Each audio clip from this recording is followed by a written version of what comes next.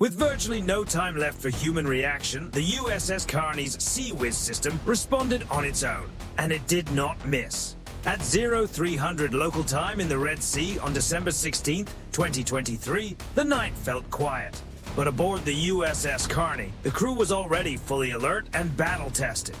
What was about to happen, however, involved a tactic so new that until then, it had only been discussed in training rooms, not faced in real combat by a US Navy ship. Down below, inside the ship's Combat Information Center, watchstanders were focused on their screens, tracking anything unusual in the area. Whether it was a commercial airliner, a military aircraft, or something else entirely, their job was to identify every track and report its speed, course, altitude, and possible intent.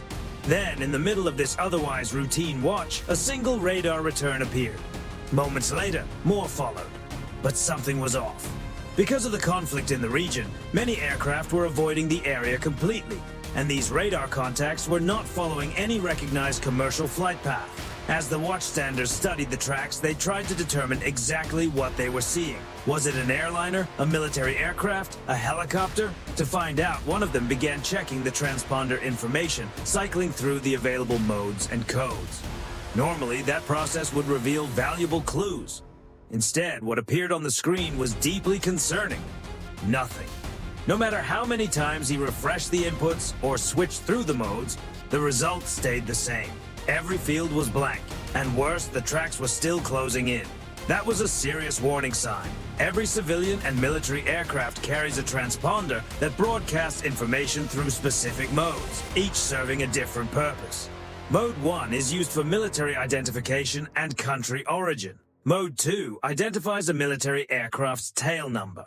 Commercial flights typically use Mode 3/A for flight identification, while Mode C provides altitude data.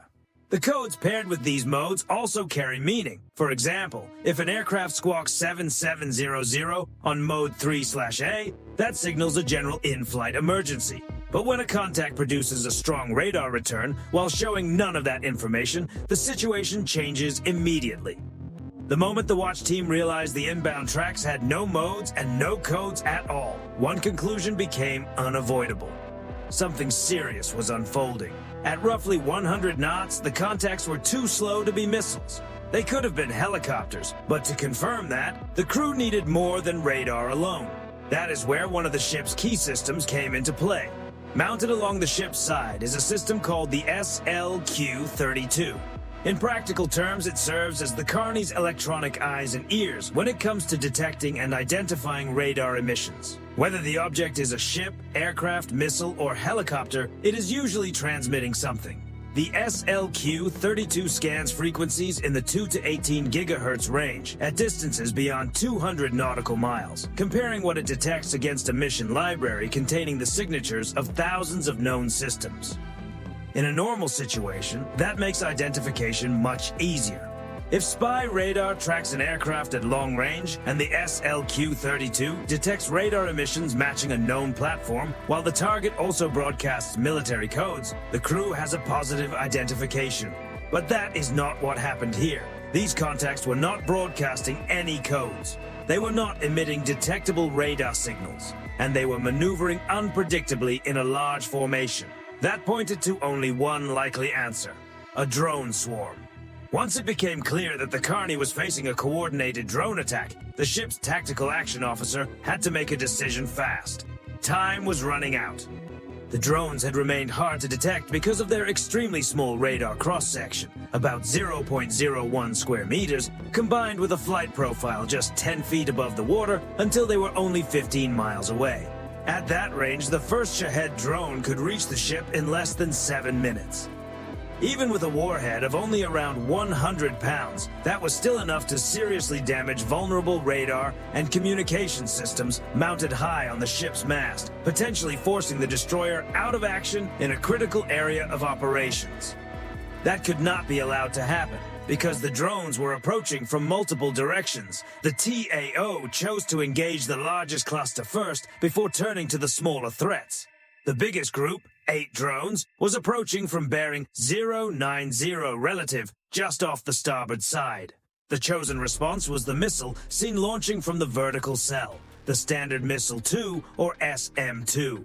This missile is one of the core tools of naval air defense. Traveling at around Mach 3.5, it could intercept the incoming Shahed 136 drones in roughly 30 seconds.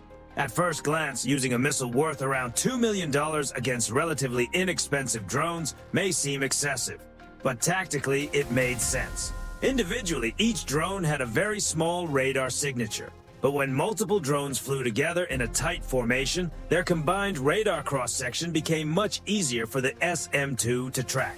In the final stage of flight, the missile activates its seeker, allowing it to refine the intercept in the last moments before reaching the target area. Its warhead releases roughly 5,000 metal fragments across a wide effective radius, making it capable of disabling an entire clustered group in a single engagement without requiring an immediate second shot. But taking out that first group may have been exactly what the attackers intended. In swarm tactics, confusion is often part of the plan. One common method is to send large groups of unarmed decoy drones toward the target. That can draw attention away from the smaller, more dangerous drones approaching alone from different directions. That may work against a less capable force. But the USS Carney was not an average ship. What could have overwhelmed many other navies became, for this crew, a highly demanding but manageable engagement. With the largest drone group neutralized, 6 single drones were still inbound, some approaching from ahead, others from astern. On ships with limited firing arcs, that kind of attack could force a painful choice: defend the bow and risk a hit aft, or protect the stern and leave the front exposed. A strike near the bridge could disrupt command and control. A hit near the stern could affect steering and ship handling, but the Carney had a major advantage. Its SPY radar provided full 360-degree coverage through its phased array system, allowing the ship to engage the drone approaching from astern while still maintaining focus on the 5 threats charging in from ahead.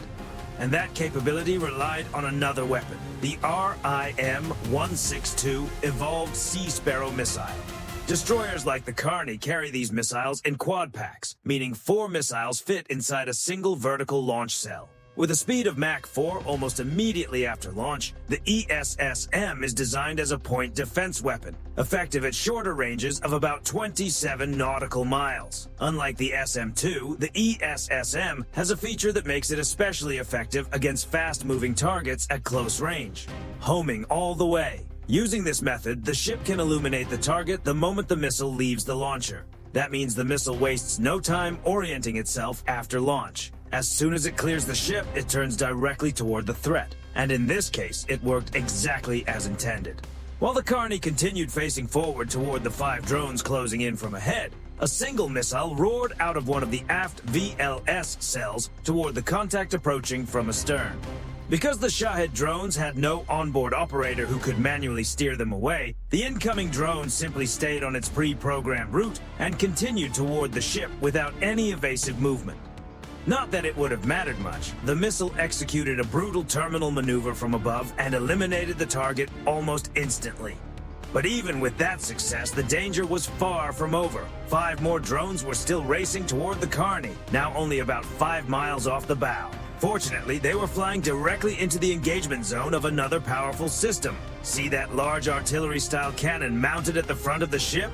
That is the Mark 45 5-inch gun. It can fire out to roughly 10 miles against surface targets and up to 17 kilometers in elevation. With an internal drum that holds up to 20 rounds, it may be an older weapon by design, but it still delivers serious firepower. The key difference here is the type of ammunition being used. The 5-inch gun can fire a wide range of rounds, from inert training ammunition to high-explosive point detonating rounds, star shells, and several others. But for a drone swarm, most of those are far from ideal. Against small, fast-moving targets like Shaheds, the crew is not trying to score a direct body-to-body hit. The real goal is to get the round close enough for the blast and fragments to do the job. And that is where advanced fire control computing makes all the difference. The ship's command and decision system runs an enormous number of calculations every second. By processing the target's course, speed, altitude, and past movement data, it can determine the precise fuse timing needed for each round. The ammunition used here is known as the Mark 419 Controlled Variable Time Round, designed specifically to detonate at exactly the right moment near the target. Each round carries about 7 kilograms of explosives. It only needs to get within roughly 100 meters to damage the drone, and within about 50 meters to destroy it completely. A direct hit is not required. Every shell has a fuse built into the top, and the 5-inch gun automatically sets that fuse correctly before loading the round into the breech. That matters for 2 reasons. First, it removes a major source of human error.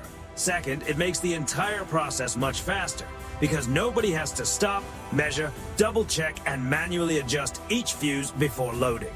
Sailors deep in the magazine can keep feeding rounds onto the ammunition elevator, constantly replenishing the 20-round drum during a prolonged engagement. And at first, it worked exactly as intended.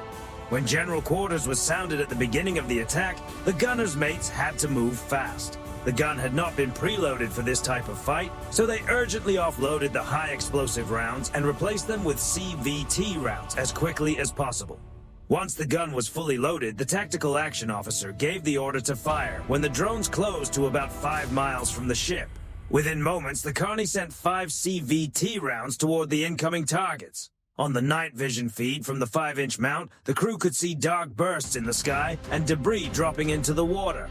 But then, something went wrong. A sailor at a console near the Combat Information Center suddenly received an alert. The gun's fuse setter had malfunctioned. In one sense, that was not entirely surprising. That feature is not used often, and it failed only a few rounds into the engagement. Without the ability to set the fuses correctly, the 5-inch gun could no longer make the CVT ammunition work as intended. For this mission, those rounds had effectively become useless. Thankfully, the ship still had one final line of defense. Just behind the 5-inch mount sits a system that many people compare to a weaponized R2-D2. Officially, it is called the Close-In Weapon System, or CIWS. Destroyers like the Carney typically carry one mounted forward and one aft. In this engagement, the forward CIWS would take on the final 2 drones, and with only seconds remaining before impact, that was exactly the kind of system the crew needed. Unlike many of the ship's other combat systems, CIWS is largely self-contained. It has its own built-in tracking radar, so it does not rely directly on SPY radar to guide its engagement. It can track multiple targets at once, almost like a compact version of a larger radar system, though at much shorter range, roughly 10 miles for tracking and around 3 miles for actual engagement. Once locked on, it uses its 6-barreled Gatling gun to engage the threat. Firing 20mm rounds at an extremely high rate, CIWS can pour out a dense stream of fire in a matter of seconds. It does not need long bursts to be effective. Even a very short engagement can send enough rounds downrange to tear through a small incoming drone. And the most remarkable part is that it can do this with almost no delay from human input. Contrary to what many people think, CIWS has several operating modes. In a situation like this, yet of multiple threats approaching from different directions with almost no reaction time, the Tactical Action Officer almost certainly placed the system into Anti-Air Warfare Auto Mode, or AAW Auto. In that mode, the system acts on its own. If the radar sees an object approaching fast enough and on a threatening path toward the ship, it can engage immediately. By removing human reaction time from the sequence, CIWS can respond almost instantly, and in a fight measured in seconds, that speed is everything. As the final 2 drones closed to within 2 miles of the Carney, the forward CIWS opened fire with its unmistakable sound. Maybe not as famous as some aircraft-mounted cannons, but still one of the most effective last-ditch defense systems at sea. Within moments, the final drones were torn apart. With the last 2 threats gone, the crew did not celebrate yet. They immediately continued scanning every sensor for signs of additional attacks. SPY radar searched for a possible missile follow-up, while the crew slewed the SLQ-32 to detect the telltale signature of a missile seeker. That kind of layered attack is a known tactic. Drones followed by missiles, or missiles followed by drones, all intended to overwhelm, distract, and confuse the target. But the crew aboard the Carney was anything but ordinary. They were already battle-tested, disciplined, and ready. And over the course of the ship's 2023 to 2024 deployment, that same crew would go on to face roughly 51 combat engagements. And this was only the beginning.